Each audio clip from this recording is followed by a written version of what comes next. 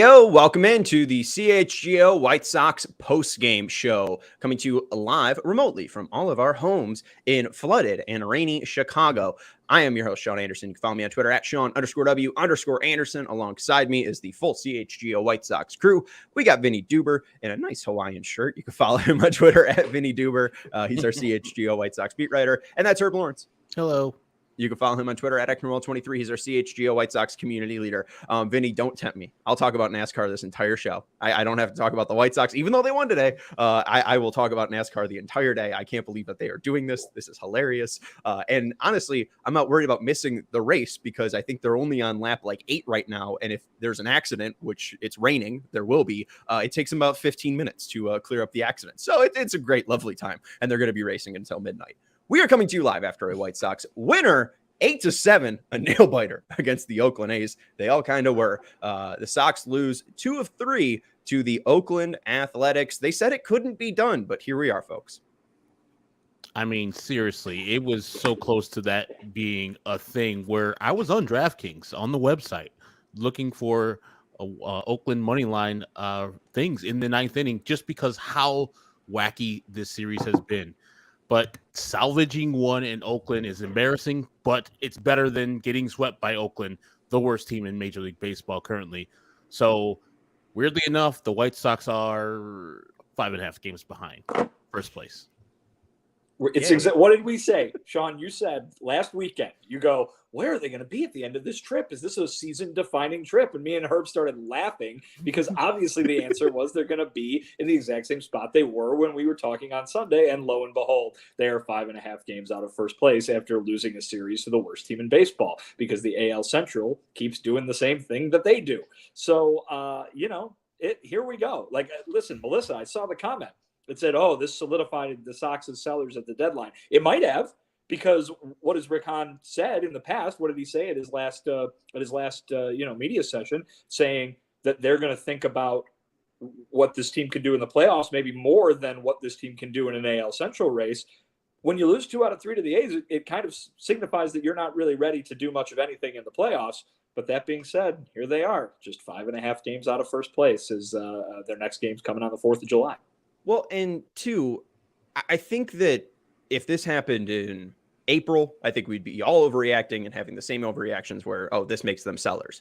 But just the later and later it gets, the more closer and closer it seems like that's the reality. Because when you drop 3 of 4 to the horrible Kansas City Royals on May 8th, 9th, 10th, and 11th, right, you have the ability to come back and bounce back. And you were even dealing with Tim being out. That was, the week after he leaves the game in Minnesota, and he wasn't with them on that road trip. And then they're able to bounce back against Kansas City not too long after and sweep them. But I don't know. It's just the clock is running out on this team, and it just seems like the calendar days just keep getting marked off and off and off. I feel like we're already past 82 games as well. So we're past the halfway mark. I mean, this team for basically 2 years now has been bad.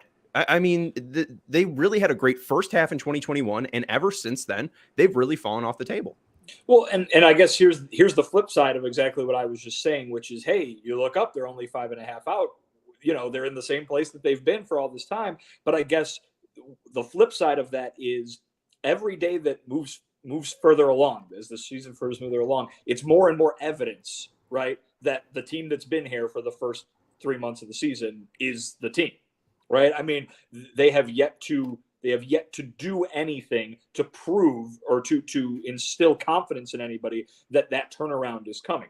Doesn't mean it's impossible, but nothing they've done to this point shows you that they're on the verge of doing it. Oh, if you pick apart what happened in some of these games, no, they just are doing the same thing they've been doing, which is being relatively mediocre for, since the end of April, which was horrible. April was horrible, obviously, but if you're going to talk about them in May and June, they've just been kind of mad and they can't dig out of this hole. They're still 12 games under 500 after winning today. I mean, that is not a recipe for playoff success. And if that's what the front office is going to try to use to make decisions, you would have to imagine that Rick Hahn, when he gets up and talks in front of the press, coming up on this upcoming homestand, might have something a little bit more definitive for us, because by their own standards, nothing has changed. There has not been anything different to indicate that this team is going to take off like a rocket ship in the next month or two. And I got blessed. I was able to listen to the NBC Sports Chicago or NBC Sports Oakland broadcast. And it was a lot of the same thing of where it's just, oh, this team's so talented. And it's just when they're going to get hot. And I even had a thought during the game today where it's like, hey, I mean, there's usually a hot team in the first half. There's got to be a hot team in the second half. Maybe. Again, that's what the AL Central has given us. I saw a stat, I think it was from Buster Olney, but just sharing all the run differentials of all the different divisions. Obviously, the AL Central was last, but like the second to last team or the second to last division was like negative 76.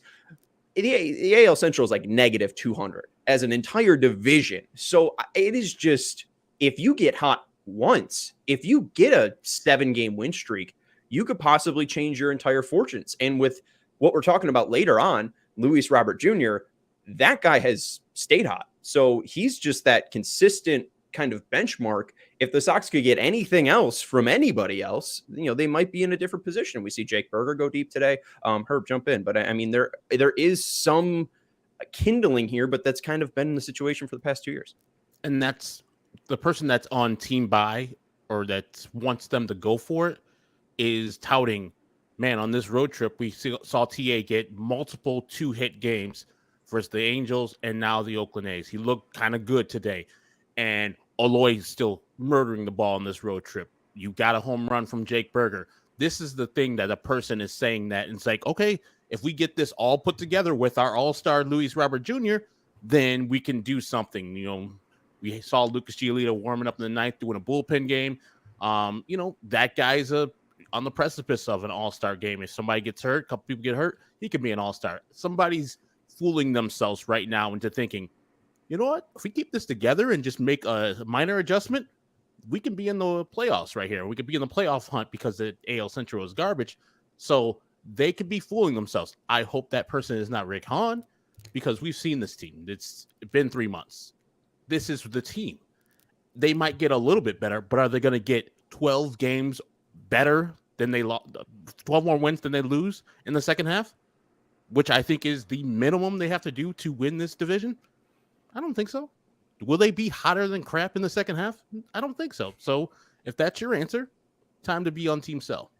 Yeah, well, I think Rick Hahn's comments are very important of what he last talked about with you guys in the media session, Vinny. And obviously we might get more comments on Tuesday, but that's all speculation now. However, if I was Rick Hahn, I just hired Pedro Grifol, and we just saw the reaction that he had in that same media group with you guys, and starting it off with John Heyman saying, Pedro Grifol is going to be a one and done. Rick seemed pretty peeved about that. I just think that if Pedro was to be fired after this year, that means Rick Hahn has to be gone, right? That is the guy that you just picked. If Pedro's getting canned, I feel like Rick would have to be canned. So it makes sense that I think that he would defend him. And if this is Pedro's first year, you could probably talk yourself, Rick Hahn, into talking somebody higher up than you in the White Sox organization to giving Pedro more of a chance. Hey, maybe if we retool this team, maybe if we build around Luis Robert, we obviously have a connection between Pedro and Luis Robert. Look at how well he's performing under Pedro Grifol. I feel like Rick Hahn could talk himself into just more tenure with the White Sox, which I don't want. Obviously, Vinny, I know you're neutral on this, but it does seem very possible that he's not sold on the 2023 White Sox. So I really think that they're going to sell because it makes more sense for their future as at least, I don't know, having jobs.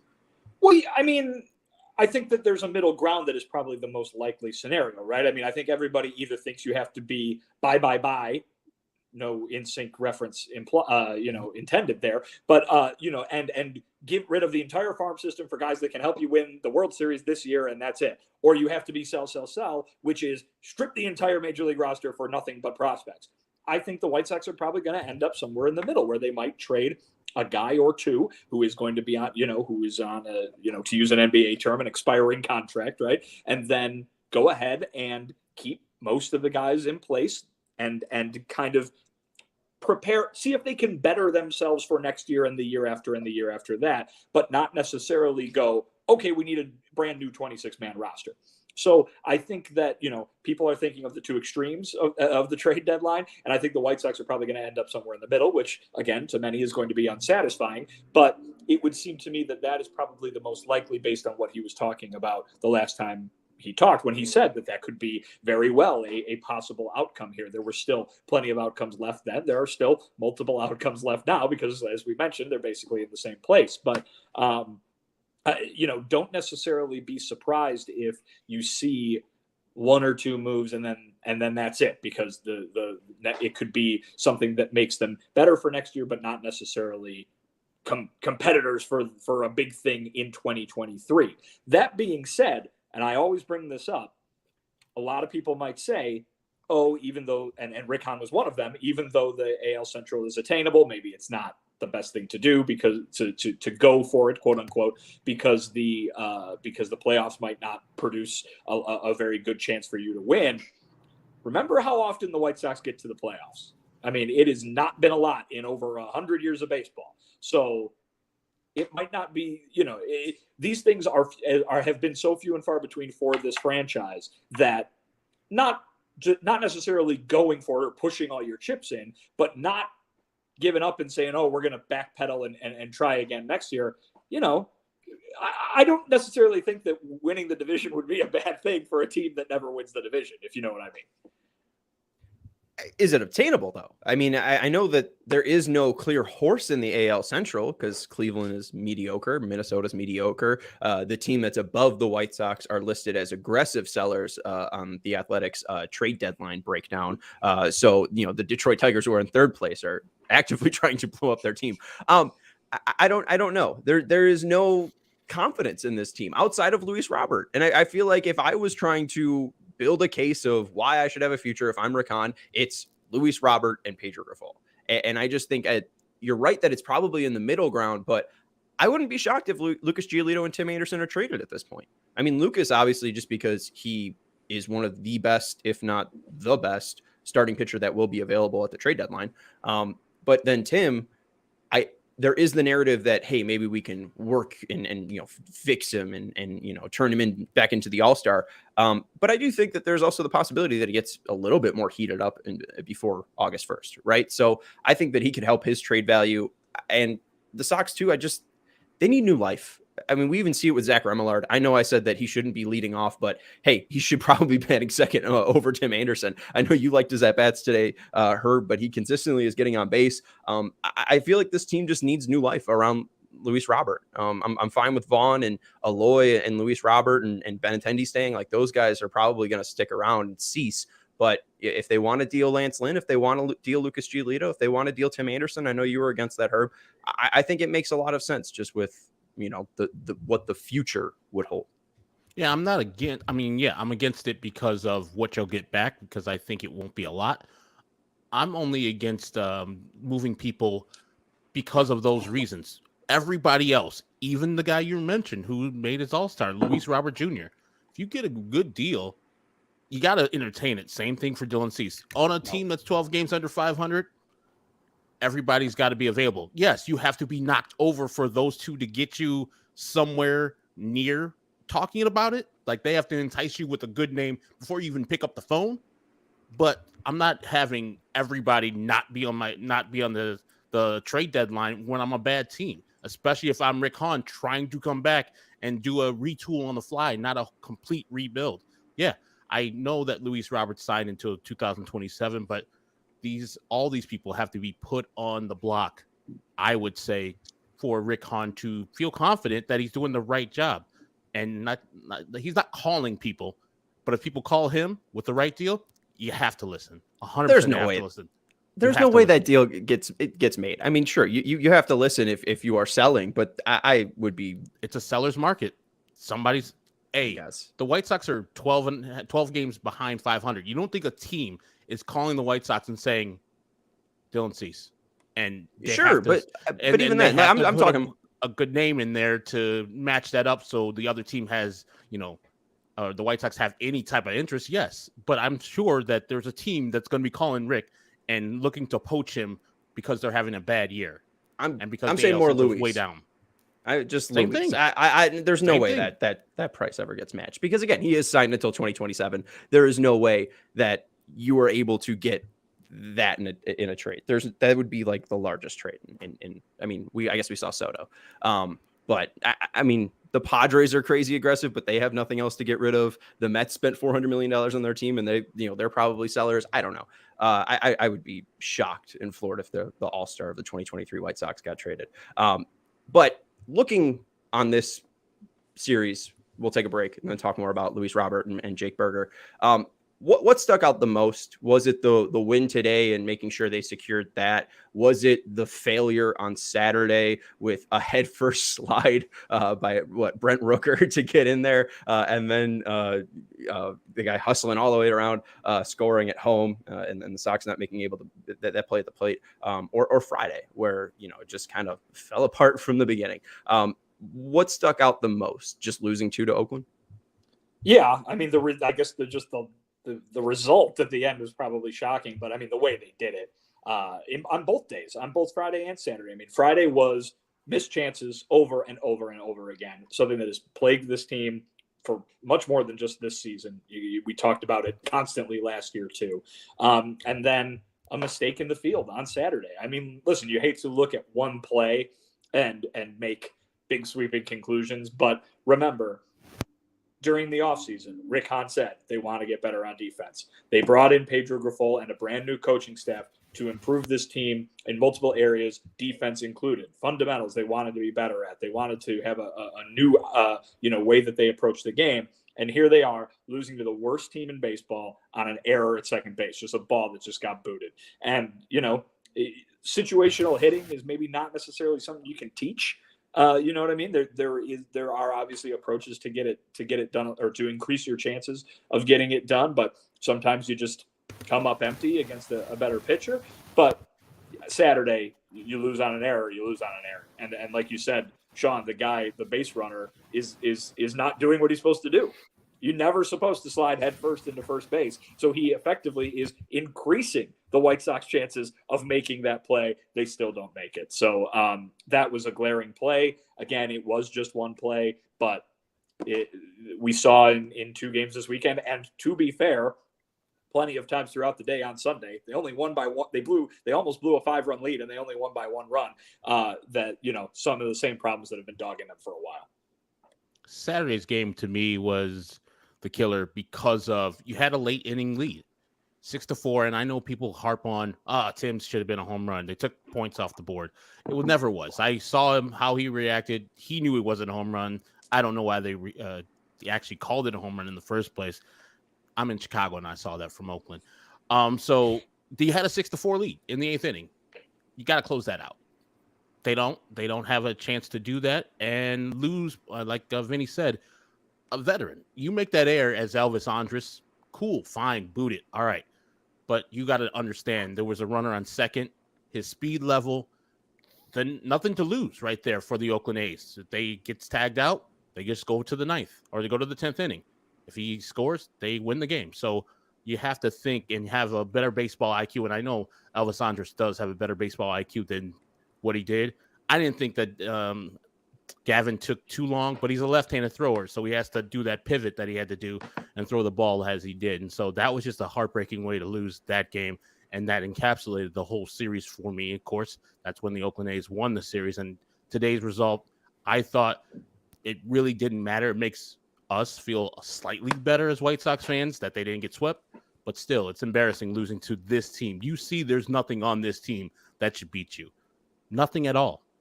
Like, they have decent players, but nothing that is like, man, that number 5 hitter, you got to watch out for that guy. That Rooker can hit home runs, but he's a dime a dozen, even start today. Right. Well, and that's the thing too. It's like, JJ Bleday, who is, batting third for them. I think he's a cast off from Miami. Mm-hmm. I mean, it's a lot of cast offs. It's a lot of miscarded players left and right. So losing to Oakland, I think it's just reminiscent of what Pedro said in his press conference. You could see when this team was going to have the energy or not. And Oakland's going to have the energy no matter what. They know they don't have talent to compete. And I guess that's the one thing that stuck out with the 2022 White Sox was they felt like they had all the talent in the world and they could go in and just beat anybody. Well, it feels like this team in 2023, even though they're 12 games under 500, still kind of suffer from that. You are going up against the Oakland A's, and you can't handle business at all. It's pathetic. You can't even close them out. And I understand that it's not Graveman and Kelly in the end of that game or Reynaldo Lopez. Today, it's Santos trying to close that out, and he doesn't get a ton of help from his defense. But just frustrating that, this team isn't able to have a secure, clear win. They almost let it slip. Giving up 4 runs in the last 2 innings.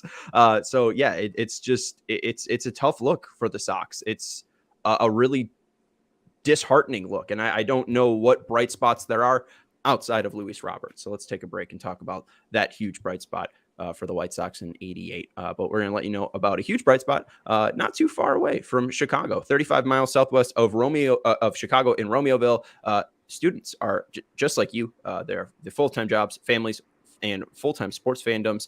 You can go back to school and earn a respected degree at Lewis University. It's ranked as one of the U.S. News and World Report's top-tier colleges, and they have a ton of several career-focused programs that will help set you up for success, and one of them is their nursing program. My cousin Maggie didn't love her first choice, wanted to complete her bachelor's degree close to home, again, 35 miles southwest of Chicago in Romeoville.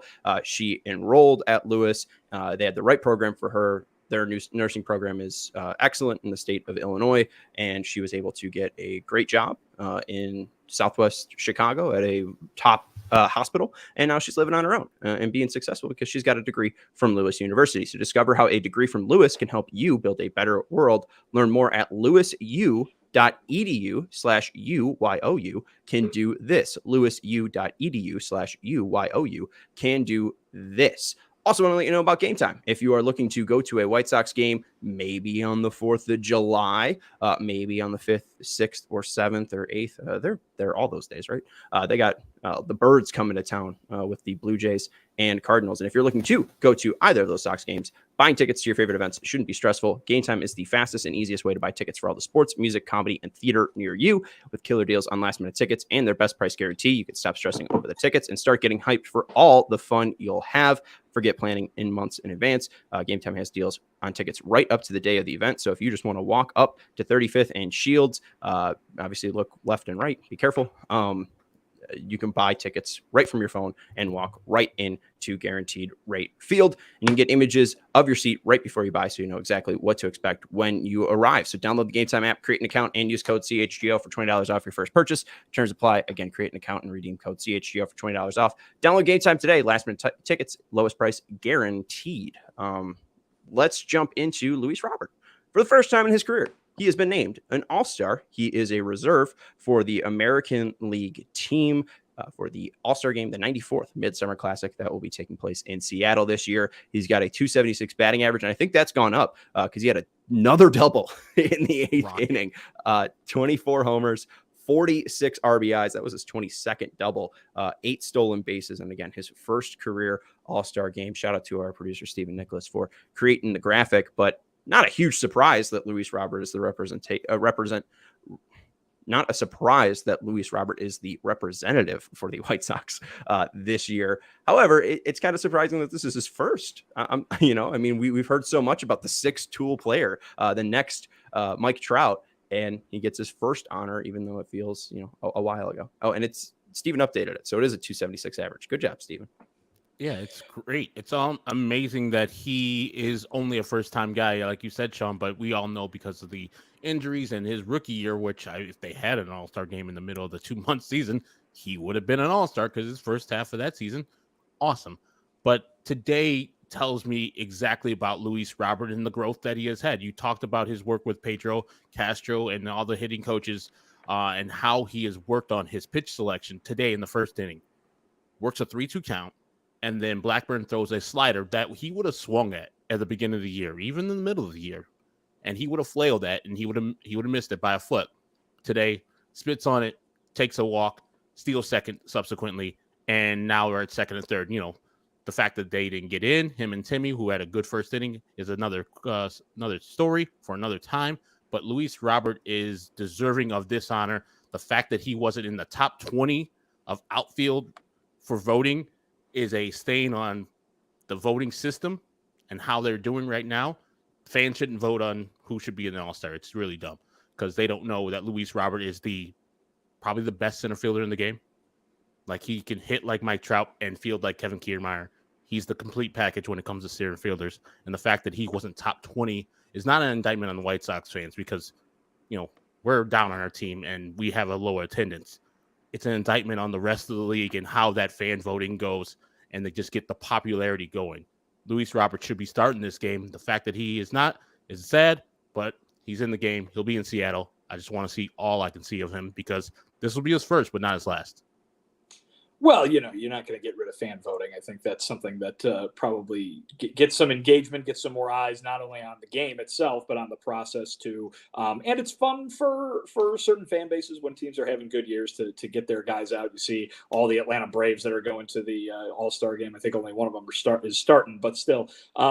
Yeah, I mean, there are years when certain fan bases can pack the ballot box, so to speak. So that's not going anywhere, Herb. And I think it's important to maybe even completely remove from your mind the idea that the starter is the most deserving player at his position. He's just the one who gets the most votes. So that does not diminish the year that Luis Robert Jr. is having. If it wasn't for the most amazing player in baseball history, Shohei Ohtani, who homered again today, by the way, Luis Robert would probably be in that MVP conversation. But, listen, he's a guy who's had a phenomenal season, and I echo everything you said, Herb, about how different a player, specifically on the offensive side, he looks from not only last year, but even the very beginning of this season, too. The work that he's done on plate discipline has paid off big time. And he looks completely – it's not just like he cut down on strikeouts a little bit or, he's found a way to make more contact. No, he looks completely different. He looks like a guy who now has a mastery of what opposing pitchers are trying to do to him. So he deserves it not only for the numbers that he's put up, but for the work that he's done. And, hey, Sean, you want to know the answer to your original question? Why is maybe it's surprising that this is only the first one for Robert. Health, man. It's what it all comes down to. And the number of games that he's able to play, he's able to not only use all those tools that we talked about, but show it on a daily basis that he is that guy that everybody said he was going to be. I'll just make one more point. The not only looking different on the offensive side because of the work on the plate discipline, but take a look at how he looks in the outfield compared to how he did last year, just because he's healthy again. And remember, 2 years ago, the injury that he had was the hip. So the hip flexor. So that obviously had some sort of effect on his legs. He stole another base today, Herb. I mean, this guy is really at the height of his powers at the moment from a health standpoint, as well as from an ability standpoint. Well, and that's why it's so frustrating, is because he was always supposed to be the one. He was always supposed to be the best player. It was nice that Abreu was the MVP in 2020, but people didn't even want him back. I mean, I don't even know if the White Sox wanted him back, but he said, fuck it, I'm signing myself. And then here we go. Jose Abreu comes back and, he has a great end of his career. But like, Luis Robert was supposed to be the guy. He was supposed to be the franchise all the way back in 2021. And Bro What was asking, where's the sixth tool? That's from Tony back in 2021 saying that Luis is a sixth tool player. And Frank. That was Tony. Tony repeated it over and over again, but that where that originated was that spring training. Tony was telling a story about how he took the job and he had to learn about the team, and he talked to Frank Thomas, and Frank gave the review on Luis Robert, then Luis Robert with no junior, of being a six tool player. What is the sixth tool then? Handsomeness. You'll have to talk to the big Herb. The other tool is like I don't know if you guys have ever been in the city of Cedar Rapids. They have 4 seasons. The city of 5 seasons, actually. The 5th season is to enjoy the other seasons. So the 6th tool is to enjoy the other tools. The 6th tool is health. And now we're seeing that on full display. Because, too, I mean, even talking about the 2020 club of 20 homers and 20 doubles at the All-Star break, there is one other player who has reached that in the major leagues. Who is it? Luis Robert has 24 homers and 22 doubles. This player has 21 homers and 23 doubles. Mookie Betts. No. It's a good guess. He is an NL player. Acuna. Ronald Acuna Jr., who also has 37 casual stolen bases. What? So, I mean, that's the one thing with Robert is, we haven't seen that next level because of the health. And again, it's not that he's not good at stealing bases. He's fast as hell. It's just that we've seen, again, in 2022, his season get completely derailed by a hand injury, him sliding into second base, and then we seeing that player not even being able to swing a bat. And the White Sox, basically season crumbling all around that because they really weren't the same until late September, and then we saw that obviously crumble around the 20th. But shout out to Luis Robert Jr. It's such a thrill to watch him, and to finally see him healthy is just so great for the player because again, he finally has this honor, and we've always known that this talent's there, but it is slowing down for him. And we saw this with Tim in 2019 and then 2020 and then 2021, where if you threw him a fastball, he was just going to destroy it, right? I mean, you throw him a fastball on the outside part of the plate, and that's a single into right field all day. We now see Luis Robert with a run value of 13 against four-seamers. I was really excited about maybe Andrew Vaughn being able to use his plate discipline and really, disregard sliders and sweepers and really mash fastballs. But I didn't expect it from Luis Robert Jr. And here we are. He's healthy. He is understanding, and the game's slowing down for him. And it's just, you make a mistake, you throw him a fastball above the belt, and he's going to send it a very long way. And it's fun to watch. And I know if you ask Luis or the rest of the people in the White Sox, they're very happy with what he's done so far. But there's more. There's more in there, too. Like, there's improvement that can be made from Luis Robert, even though he's improved from where we saw him earlier in the year to right now. So that's the scary part about Luis Robert, that the talent is unlimited and really unlimited. That's why the people who were talking about him before he even picked up a major league at bat were mentioning real names, mentioning the Mays, the Sosas, the Clementes alongside of him, because the talent is unreal and the growth has been great, even from point A of this year to where he's at right now. So he's the player that I've exactly wanted, but he can be even better than that. He can be MVP if Shohei Ohtani doesn't show up for a year. Yeah, absolutely. And hopefully I don't want Ohtani to not show up for a year. I mean, that hopefully just Luis Robert can hit 70 home runs and compete with him. We've seen it before. I mean, Shohei's going to hit 70 home runs himself, and then also pitch a sub-3 ERA. I saw something today. It was, Luis Arraez going to hit 400. Ronald Acuna Jr. going to have a 40-40 season, and Shohei Ohtani's going to hit 60 home runs and strike out 200 people. Yeah, just and those two are going to be footnotes. Normal seasons. What was that? Acuna and Arraez are going to be footnotes to this tremendous season. Absolutely. But I mean, that's the one thing too. We see Robert still a little bit limited just because, again, I think that he has the speed to be a 40-40 guy. But we just know that that's so difficult for players to stay healthy, have that type of volume in a season. I mean, guys just don't play 162 like they used to. Final thing I want to do before we hit the break, and we do have ComEd in the second break, so just a heads up to you folks. It's the second one. But since 2005, we all know that beloved year, there have been a couple seasons where the White Sox have only had one All-Star representative. 2007, it was Bobby Jenks. 2009, Mark Burley. 2015, Chris Sale. 2017, Avisail Garcia. And 2018, Jose Abreu. So not great years there. 2007, 2009, 2015, 17, and 18.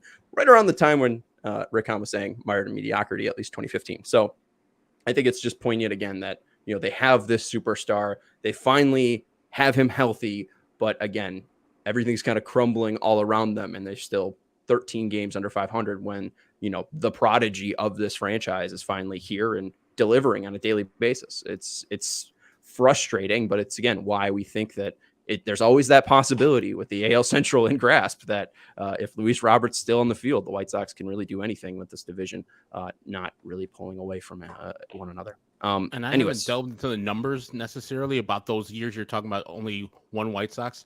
We know that Luis Robert would have made it no matter what of this rule that every team has to have a representative. I don't know if you could say the same about those years the White Sox had a sole representative. Luis Robert would have made it, and I think I'm still holding out that Lucas Giolito gets a late invite, but somebody just like bows out or something like that, because I think he deserves it too. It's possible. I mean, for sure. And I think even one of those, like Jesse Crane in 2013, was a late ad. So it's like, you know, at this point, you know, maybe they had one in several years, but later on, especially with the full rosters and injuries, you know, maybe people were at it. But we'll see what happens with the Midsummer Classic. It's happening in about what, a week or so, a week and a half, Week in 2 days. week and 2 days. Thank you very much, Herb. Let's take a break. We'll let you know about CHGO's beer, and then we'll also let you know about ComEd, a little bit more about Luis Robert, talk a little bit about Jake Berger, and then we'll join you tomorrow at 12:30 for an off-day show. But CHGO is supported by Goose Island Beer Company, Chicago's beer since 1988. Their beer roster includes the Goose IPA, 6-time Medal Award winner at the Great American Beer Fest, the Tropical Beer Hug, and the Beer Hug IPA series. They got a sampler of 4 delicious flavors if you want to go try those out at your local liquor store. They also have the 312 Wheat Ale and the Full Pocket Pills. It's an everyday beers that the brewers are drinking over at Goose Island. Grab an ultra fresh brewery exclusive beer at Goose Island's original brew house on Clybourne Avenue in Lincoln Park, or from their tap room on Fulton Street in Westtown. Goose Island Beer Company, Chicago's beer. Our next event with them is on July 26th. We got the Crosstown series event happening. We got the meetup happening at 5:30 over in Oak Forest at Gaelic Park. So check out allchgo.com for your tickets, and diehards, you do get a 20% discount when you do buy tickets using your CHGO diehard code.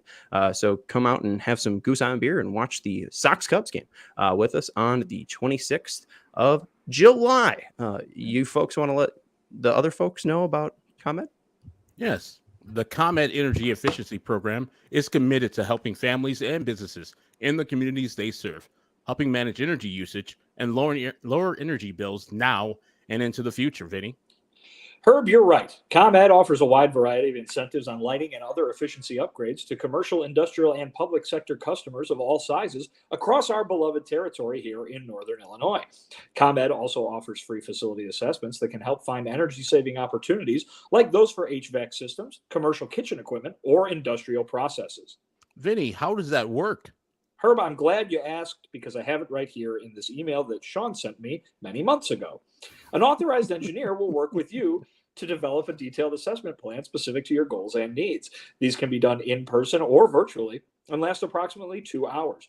Within 3 to 4 weeks, customers will receive a report detailing energy efficiency projects that they can start working on immediately. Each recommendation will include estimated energy savings, project cost, potential incentives, and simple payback. If you, Herb, or any of our listeners own a business, do not wait.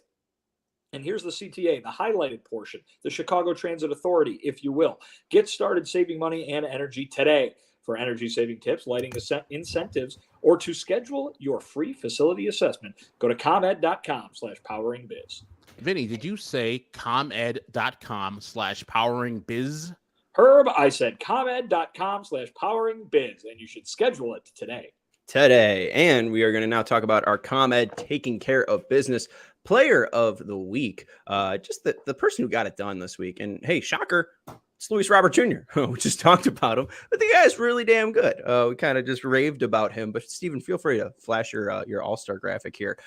He's getting the first time honor of being an AL All-Star in 2023. Again, 276 batting average, 24 homers, 22 doubles, 46 RBIs, 8 stolen bases. We are very proud to be covering Luis Robert Jr., and he is a huge, huge bright star that is taking care of business for the White Sox in 2023. Also, he's a regular Bachman Turner overdrive, if you will. You absolutely. All the kids love that reference, Vinny. I do get it. I get it, but no one else does. Herb, you get it? Yeah, and working overtime. Okay. Work Yeah, sure. Get to the working overtime part, Herb. That's literally what I was thinking.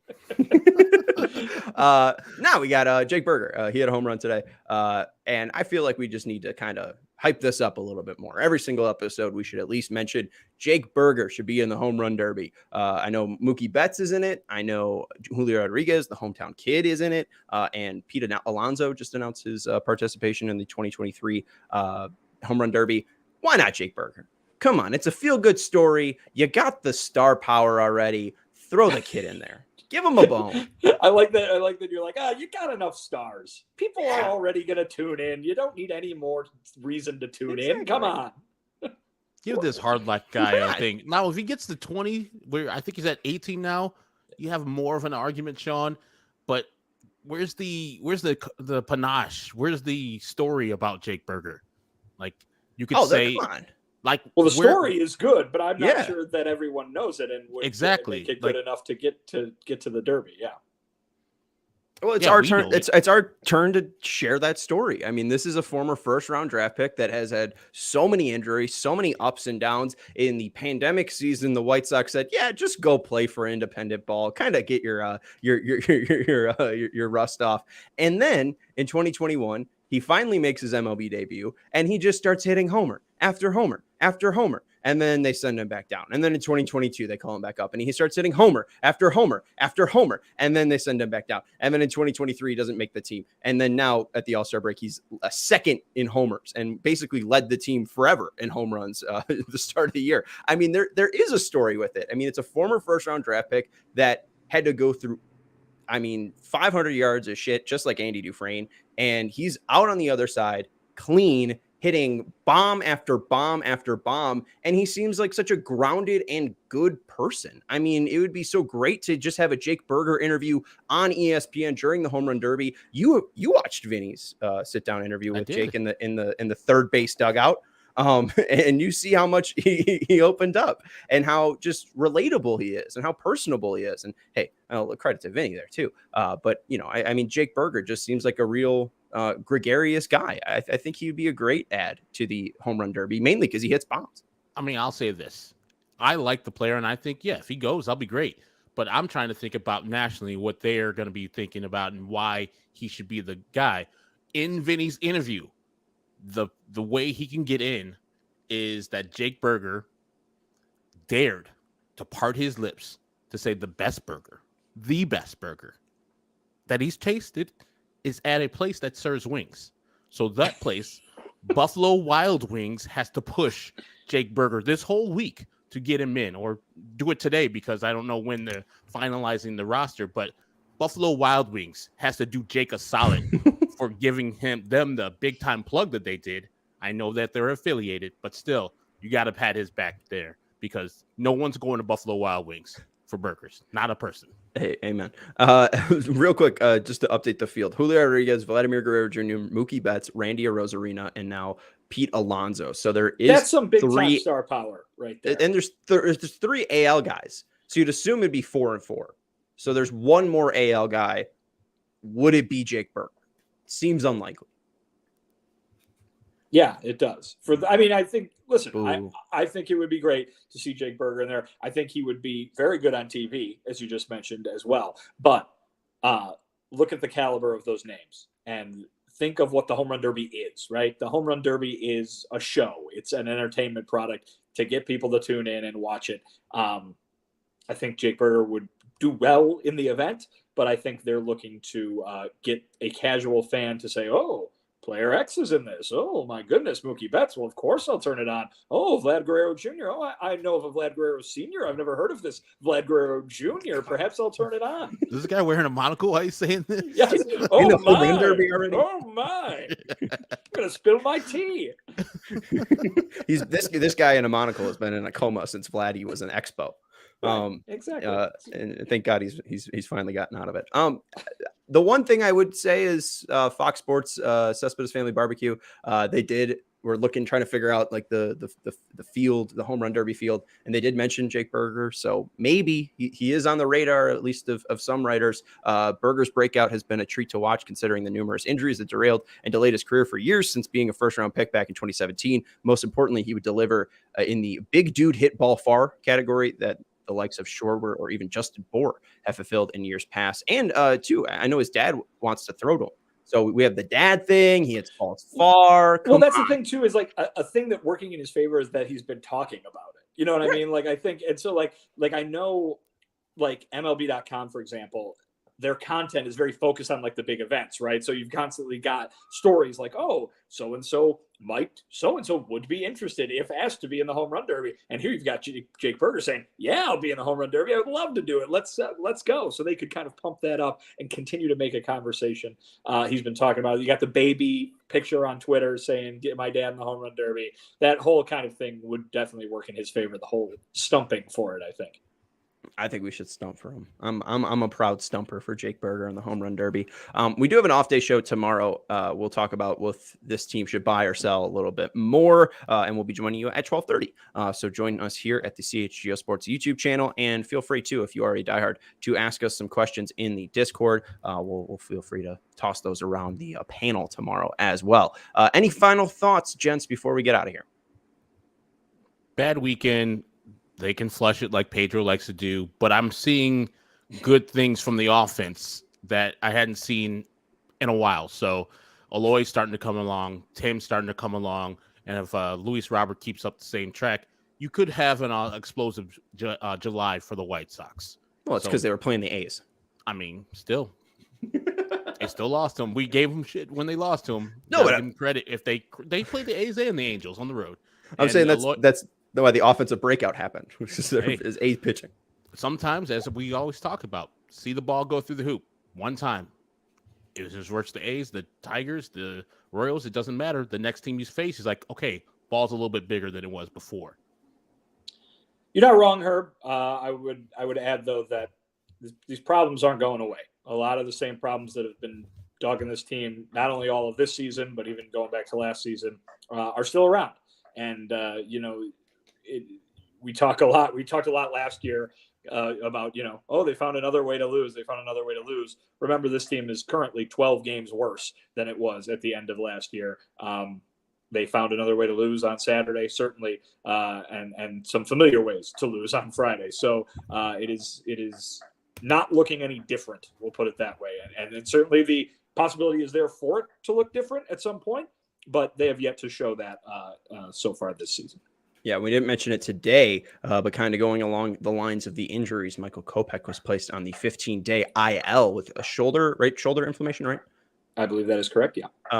So we will update you more tomorrow on that discussion, and we'll talk a little bit more about Michael Kopech hitting the IL. But yeah, I mean, again, it's not inspiring baseball that they've been playing really for the past 2 years since CHGO has been a thing, and we've been doing these post-game shows. But again, the AL Central is still a thing. So we'll talk more about the White Sox future and if they can win the AL Central in 2023 tomorrow. That's Herb Lawrence. You can follow him on Twitter at Ecknerwall23. He's our CHGO White Sox community leader. That's Vinnie Duber. You can follow him on Twitter at Vinnie Duber. He's our CHGO White Sox beat writer, and he just shared on Twitter his piece back from June. I thought when Luis Robert was talking about how important it was to be an all-star. So make sure you go check that out at allchgo.com. And I'm Sean Anderson. You can follow me on Twitter at Sean_W_Anderson. Thank you to Stephen Nicholas for producing the show, and we will talk to you tomorrow at 12:30 here on the CHGO Sports YouTube channel.